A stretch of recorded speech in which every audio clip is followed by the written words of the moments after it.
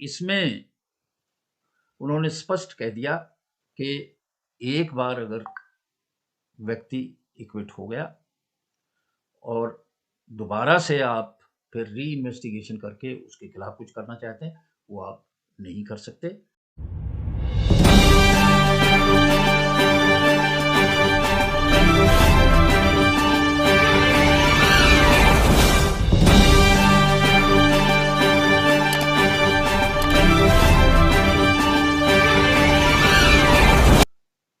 साथियों नमस्कार।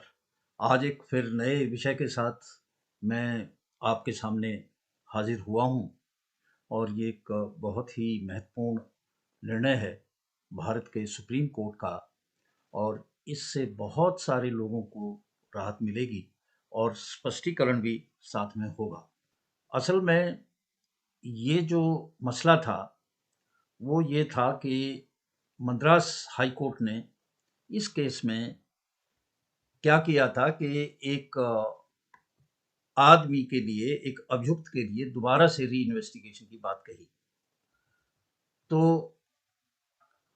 अदालत ने वो अपील में सुप्रीम कोर्ट आए और अदालत ने मद्रास उच्च न्यायालय के फैसले को रद्द कर दिया, जिसने अभियुक्त के खिलाफ उन अपराधों के लिए री इन्वेस्टिगेशन के निर्देश दिए थे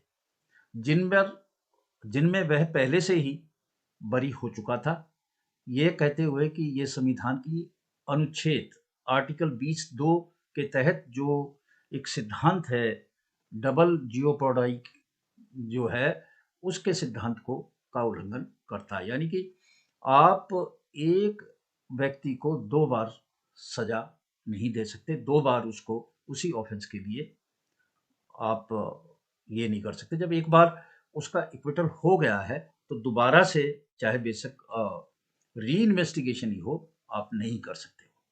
तो न्यायमूर्ति सीटी रवि कुमार और न्यायमूर्ति संजय करोल की पीठ ने मद्रास उच्च न्यायालय के फैसले के खिलाफ जो ये दायर थी क्रिमिनल अपील, इसकी वो सुनवाई कर रहे थे, जिसमें मद्रास हाई कोर्ट का निर्देश पे सीबीआई द्वारा री इन्वेस्टिगेशन जो है वो करने का आदेश दिया गया था और उस पे सीबीआई ने री इन्वेस्टिगेशन की।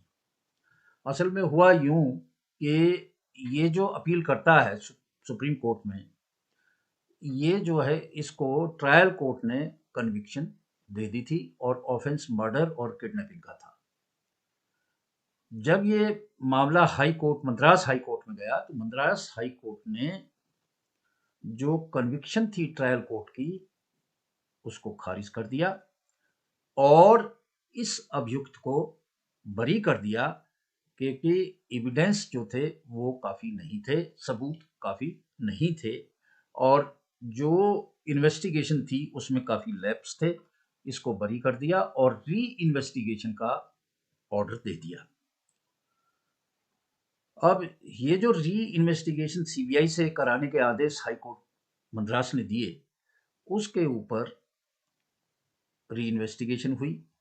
सीबीआई ने नए सिरे से जांच की और फिर जो है अदालत के समक्ष, जो विशेष अदालत थी उसके समक्ष उसने चार्जशीट दाखिल की। इस चार्जशीट को क्वैश करने के लिए जो इक्विट हो चुका था अभियुक्त, उसने 482 सीआरपीसी में क्वैशिंग के लिए पिटीशन डाला और कहा साहब ये आर्टिकल 20(2) जो डबल जियोपोडाई के सिद्धांत की वॉयलेशन है वो भी है और सेक्शन 300 सीआरपीसी की भी वॉयलेशन है। परंतु मद्रास हाई कोर्ट ने इस क्वेश्चन को नहीं माना, तो उसके बाद में ये अपीलकर्ता सुप्रीम कोर्ट में गया और सुप्रीम कोर्ट ने कहा भाई ये क्या बात हुई, आपने इसे इक्विट भी कर दिया और फिर री इन्वेस्टिगेशन के ऑर्डर कर दिए। तो जब ये इक्विट हो गया, री इन्वेस्टिगेशन में कुछ भी हो, तो जो एक बार इक्विट हो गया, एक बार जो है बरी हो गया, आप उसको दोबारा नहीं कर सकते, दोबारा उसको मुलजिम बना के और उसको सजा के लिए नहीं कर सकते हो। ये तो जो डबल जियोपोडाई का सिद्धांत है उसके खिलाफ है।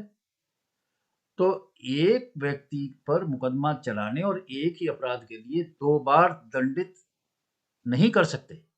ये जो सिद्धांत है ये इसको रोकता है। चाहे भले ही उन्होंने उसी ऑर्डर में हाई कोर्ट ने उनको एक्विट किया और उसी में री इन्वेस्टिगेशन दे दिया, पर एक्विट तो हो गया ना, बरी तो वो हो गया ना एक बार।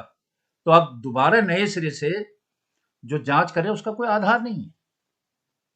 और आरोपी को आपने संदेह का लाभ देकर बरी कर दिया, तो दोबारा से आप कैसे उसको करेंगे? इसके अलावा न्यायालय ने स्पष्ट किया कि पुनः जांच का आदेश केवल असाधारण परिस्थितियों में ही आमतौर पर संवैधानिक जो रेमेडी है आर्टिकल 226-32 भारत के कॉन्स्टिट्यूशन का, उसके माध्यम से दिया जा सकता है, न कि आप इनकी जो जो भी शक्ति है उसमें बार बार जो है री इन्वेस्टिगेशन का इस तरह से दुरुपयोग करेंगे।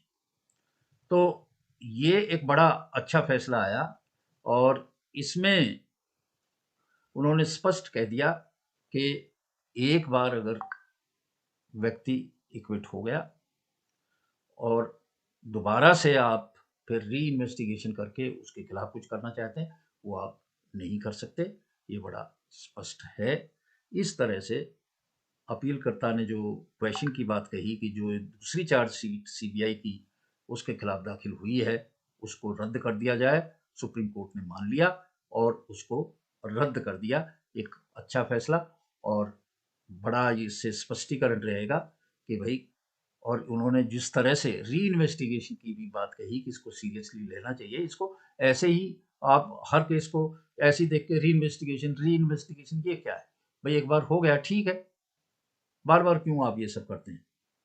तो अच्छा फैसला है, हम इसका स्वागत करते हैं। आज इन्हीं शब्दों के साथ मैं आपसे विदा लेता हूँ। नमस्कार।